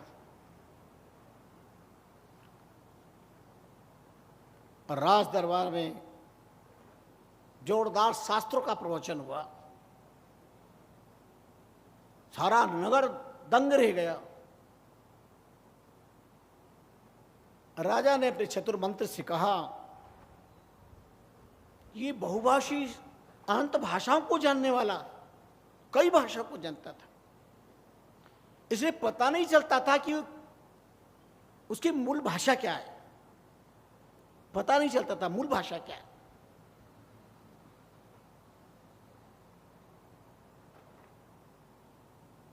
राजा ने छत्र मंत्री से कहा, यह अलग अलग भाषा में बात करता, पर इसकी मूल भाषा क्या, कैसे पता चलेगा, ये जानना चाहता हूं। बोले सरकार 100 गुना माफ हो तो मैं बता दूंगा कि इसके मूल स्वभाव, मूल भाषा क्या है। राजा ने कहा 100 गुना माफ, ठीक है।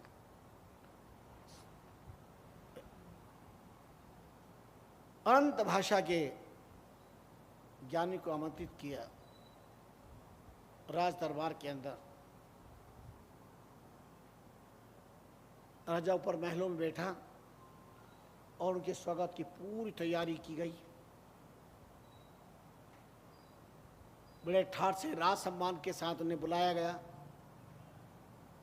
अनेक भाषा में उन्होंने अपनी बातचीत करी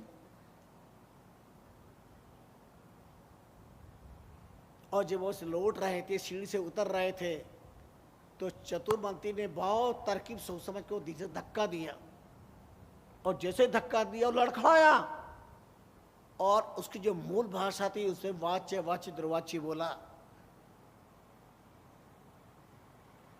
राजा को थोड़ी देर के लिए बुरा तो लगा कि हमारे यहाँ पे विद्वान का अपमान हो गया, उसे बुरा लगा, लेकिन उसने प्रणाम कर लिया, धोदी राजा से क्षमा करना मुझे, और इसकी मूल भाषा ये है। स्वामी रामचंद्र जी महाराज ने उदाहरण दिया, तोते को ब्रह्म ज्ञान का पाठ करा दो,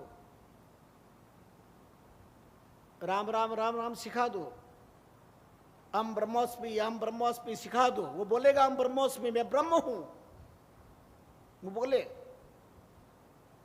लेकिन कब तक बोलेगा? सामने बिल्ली नहीं आई तब तक। तोता अहम ब्रह्मोस्मि राम राम सब बोलेगा। रामचरण सुवो पढ़ियो अस्मि ब्रह्म विचार, और कुल की भाषा बोलियो तब देखियो दृष्टि बंजार। और जो ही सामने अपने काल को मार जा रहा, बिलाव को देखा, बिल्ली को देखा, तो टे टे टे टे टे, और राम राम भी गया और अहम ब्रह्मोस्मि भी गया। जीव का मूल स्वभाव क्या है ये गुरुदेव जानते, इसलिए वो गढ़ते हैं, संस्कार करते हैं, व्यवस्थित करते हैं।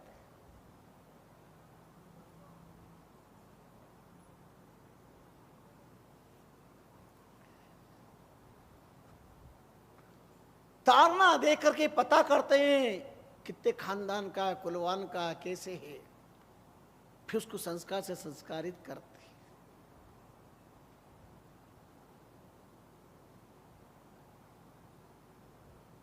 एक शिष्य गुरु जी की आज्ञा का पालन सेवा करता था। रोज कहते जा ये काम कर, वो कर, वो कर, कभी प्रशंसा नहीं करते। घड़ा लेके जा पानी भर के लेके आ, और गया पानी भर के लेके आया।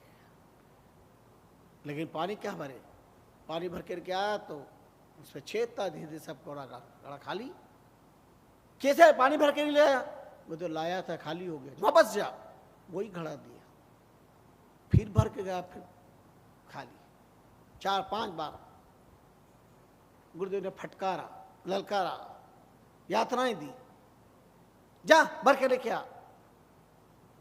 3 दिन, 4 दिन, 5 दिन पिटाई भी करी। उसने कहा रोज उसका संकट है, काम भी करता हूँ, सेवा भी करता हूँ, वो तो कभी खुशी नहीं होते गुरुदेव। वो तो नदी पे घड़ा, नदी पे रख करके उस मिट्टी के घड़े को वहाँ जोड़ चला। इतने में आवाज आई, भैया कहाँ जा रहे हो? उसने देखा चारों तरफ कौन है, कोई नजर तो नहीं आ रहा। अरे मैं बोल रहा हूँ, मैं घड़ा वो मिट्टी का घड़ा जिसको तू मुझे छोड़ के जा रहा है, 6 दिन से तू मेरे को रोज साथ लाता है, पानी भर के ले जाता है, छोड़ के जा रहा है। मैं घड़ा बोल रहा हूं, मुझे पता है तू क्यों जा रहा है। गुरुजी तेरी पिटाई करते हैं, ताड़ना देते हैं, बार बार भेजते हैं, पर सुन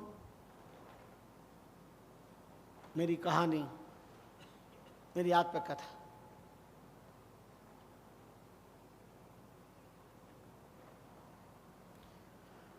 खान में कुम्हार जाए, कुदाली से खोदे मोही। खान में, जंगल में खान में कुम्हार जाए, कुदाली से खोदे मोही। बोरा माई भर गधे पे चढ़ावे है। कौन कह रहा मिट्टी का घड़ा? मेरा गुरु कुम्हार कुदाली से खोद खोद कर गए, बोरे में भर के गधे पे चढ़ा के लाता है। जल में भिगाए खूंदे, हजारों मारे लाते, चक्र पे चलाए मोही भरमावे है।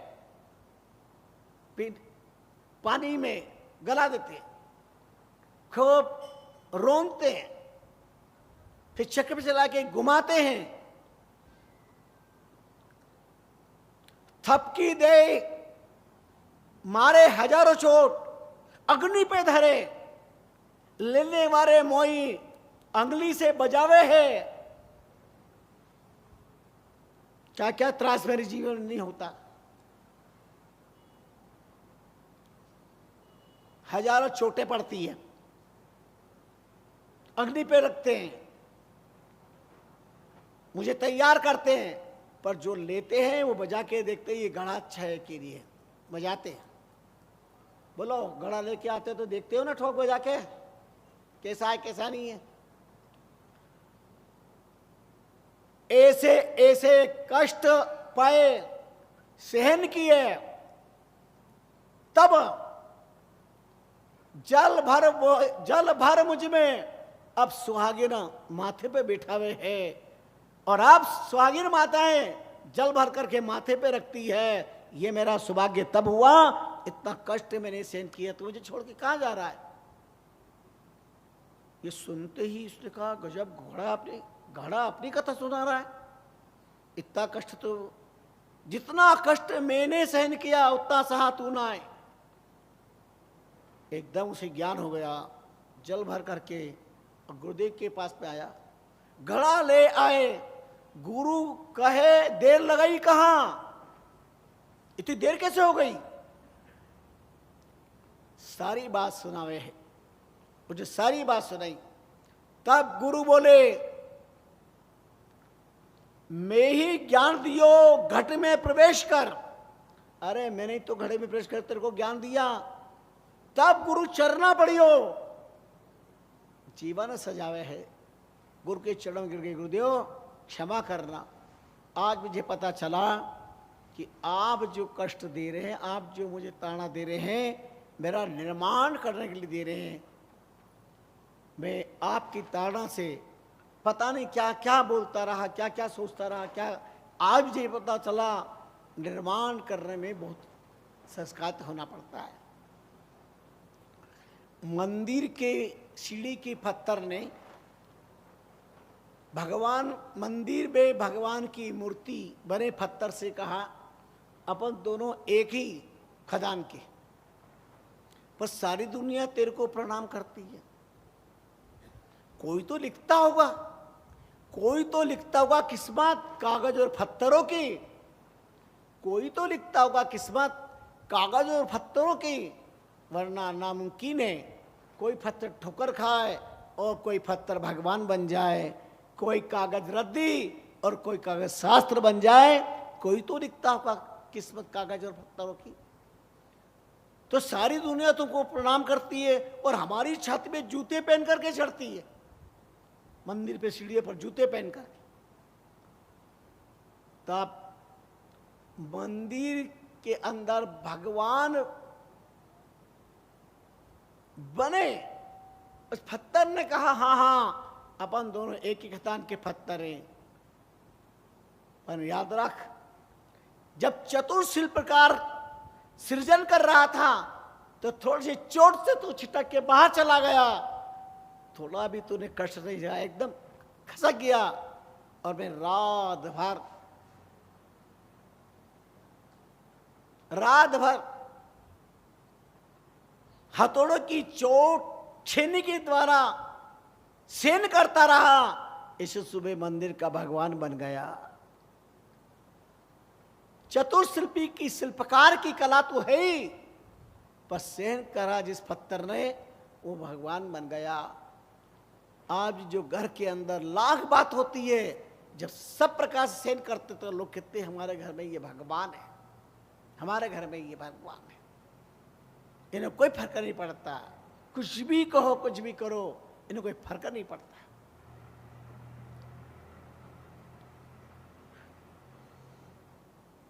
संसार के माध्यम से कितने कितने प्रसंग महापुरुषों ने मानव समाज के कल्याण के लिए प्रतिपादित किए हैं, जो अद्भुत मार्गदर्शन दे रहे हैं।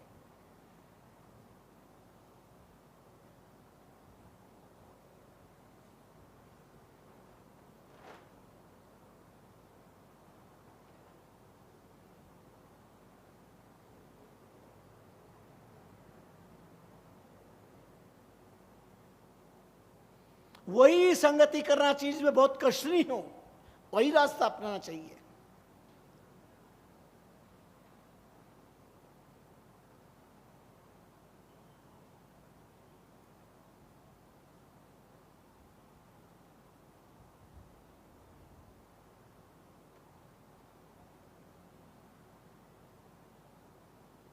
स्वामी रामचंद्र जी महाराज ने अपनी वाणी में बहुत सुंदर मार्गदर्शन दिया। सोई संगति जी कीजिए जामे कष्टी सार, रामचरण कष्टी बिना, जिसमें कोई कसौटी नहीं है, उसे क्या फायदा है। हम मजबूत नहीं हो सकते, नोट पे और चोट पे जीवन बदल जाता है, सच्चा ज्ञान हो जाता है। जीवन में जब चोट लगती है विवेक आता है,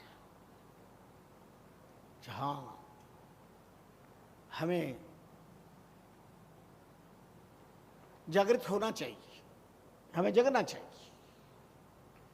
इसलिए स्वामी रामचंद्र जी महाराज ने लोहा जल से धोइए तो दूना लागे काट, राम चरण पावक दिया निर्बल हो निराट।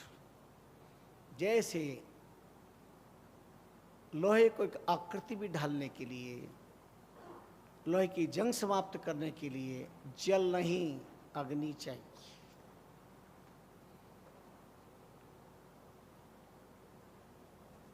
नीतिकार कहते हैं लालियेत बहवा दोषा, ताड़ियेत बहवा गुना, तस्मात्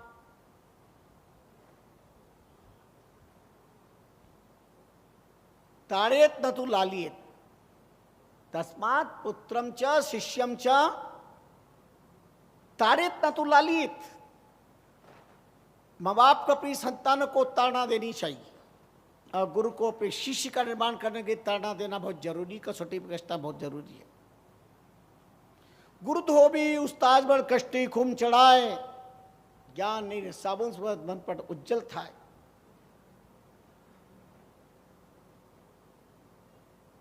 गुरु कुम्हार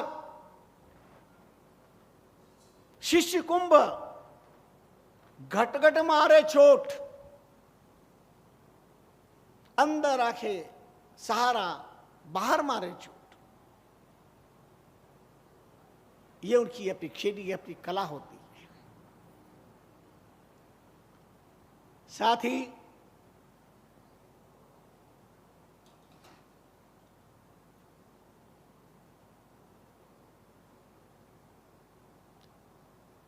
राम राम।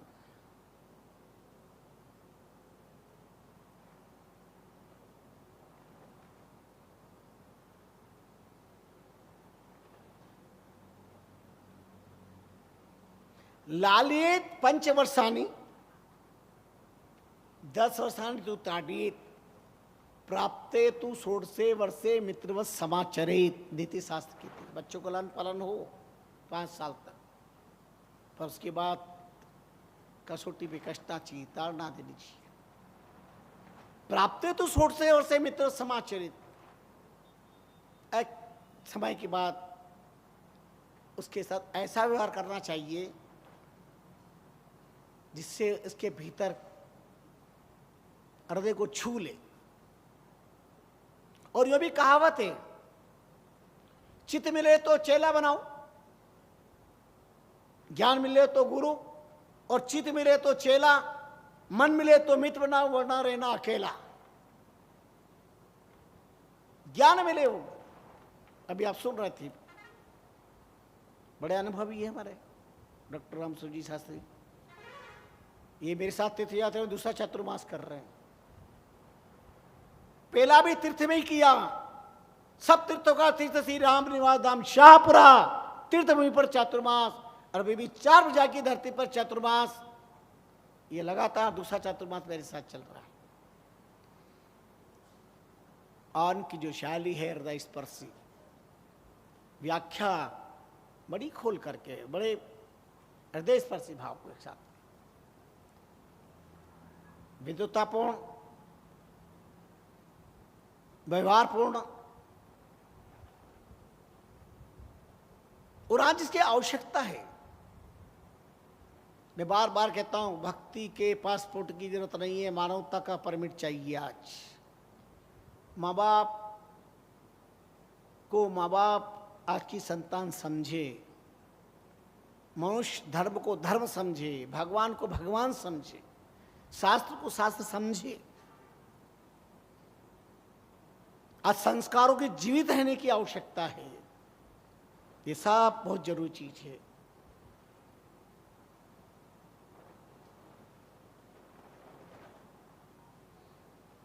राम राम राम राम। तो लालियेत पंचवर्षाणि 10 वर्षाणि ताड़ियेत, राम राम। प्राप्ते तु 16 वर्षे मित्रवत समाचरेत, राम राम।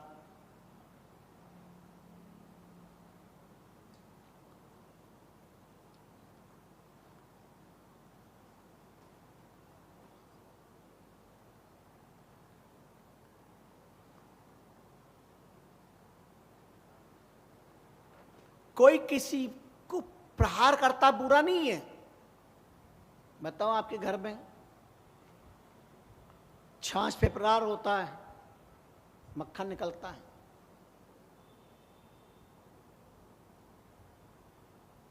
दही से दूध फाड़ा जाता है, छाछ बनती, मक्खन बनता है।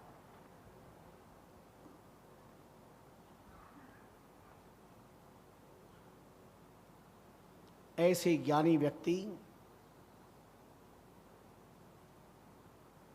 अपने निकटतम को तैयार करते, उन्हें मजबूत करते। और याद रखना, बहुत भगवान की प्रार्थना करते हैं, हमारी इच्छा पूरी नहीं होती है। बहुत भूखे प्यासे मरते हैं, व्रत करते, उपवास करते, फिर कहते हैं भगवान सुनते ही नहीं है। इतना हम तपस्या करें तो सब कुछ, फिर भी भगवान नहीं सुन रहे। भगवान केवल तुम्हारी परीक्षा ले रहे हैं कि तुम कितने सहनशील हो, कितना और सहन कर सकते हो। परमात्मा तो दया के सागर है, दो कृपा के भंडार हैं, एक अमृतमय नजर से निहाल कर देने वाले हैं। अगर उनकी कृपा ना हो तो जीना ही मुश्किल हो जाए। किंतु अनंत प्रार्थना साधना करने के बाद अभिष्ट पूरा न हो, कृत्य प्रत्यय को अत्र दोष, तो किसी को दोष देने की जरूरत नहीं है। अंतर्मनन करने की जरूरत है। सुधरी सोपे राम को बिगड़ी अपने शीस, राम चरणवादास की पढ़ राखे जगदीश। जो भी काम सुधरे वो परमात्मा की कृपा, बिगड़े हमारी कई माला की कमी है। यह है ज्ञान की जीवंत अवस्था। तो आइए, जैसा कि अपना समय का संकेत है, आज संसार ग्रंथ में ये पावन संदेश दिया है और यही ज्ञान अष्टावक्र गीता में परम तत्व ज्ञानी अष्टावक्र जी महाराज जनक कहते हैं, साकारम अनृतम विद्धि निराकारम तो निश्चितम एतत् तत्वोपदेशेन। कितनी महत्वपूर्ण बात बताई है। साकारम अनृतम विद्धि, हे महाराज जनक, जितना भी साकार है सब मिथ्या है। निराकारम निश्चितम, आत्म तत्व ही सर्वोत्तम तत्व है। एतत् तत्वोपदेशेन,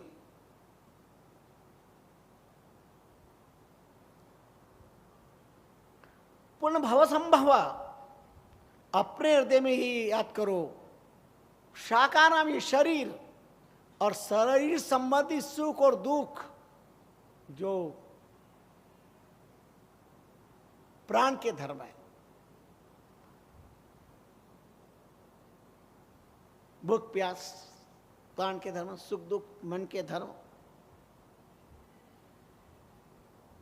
आत्मा को कोई धर्म नहीं, ना आत्मा को भूख है, ना आत्मा को प्यास है, ना आत्मा सुखी है, ना आत्मा दुखी है। आत्मा में कहीं से कहीं तक है ही नहीं, क्योंकि निराकारम तो निश्चितम। महात्मा के ज्ञान में बहुत गहराई होती है, बहुत हृदय को स्पर्श करने वाले भाव होते, तत्वोपदेश होते हैं। देही दुख को मूल है। स्वामी रामचंद्र जी महाराज ने अष्टावक्र गीता के भाव का ट्रांसलेशन अपने हाथ में किया।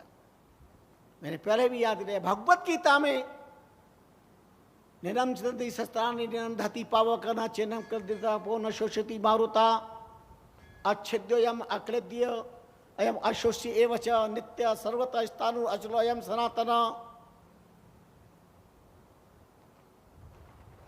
तो फिर ऐसा क्यों कहते हैं? अपने ऐसी बात, मेरे को कहीं तो बहुत दुख हुआ, अमुक ने ये कहा तो मुझे बहुत सुख हुआ, मेरी आत्मा को बहुत प्रसन्नता है, मेरी आत्मा को बहुत विषाद हुआ। क्यों? जब आत्मा क्लेश रहित, जब आत्मा शस्त्र के द्वारा छेदित नहीं, जल के द्वारा जलित नहीं, बर्फ के द्वारा गलित नहीं, और उसका समाधान स्वामी रामचंद्र जी महाराज ने अपनी वाणी में फरमाया। मुझे बहुत अच्छा लगा। आज हमारे डॉक्टर साहब रामसुशासन जी ने एक बात महत्वपूर्ण कही है, जो वाणी में फरमाया महापुरुषों ने वही शास्त्रों ने कहा है, और जो शास्त्रों में वाणी जी में कहा है उसका समाधान वाणी जी में दिया। सदा विदेही ब्रह्म है जीव देह अभिमान, राम चरणी देह संग सदा जीव हैरान।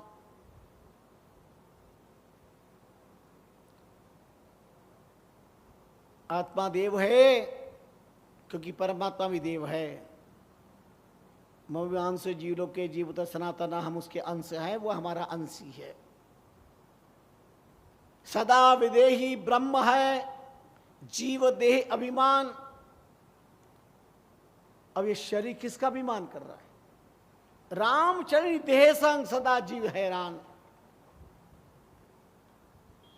शरीर का आना ही कष्ट का कारण है।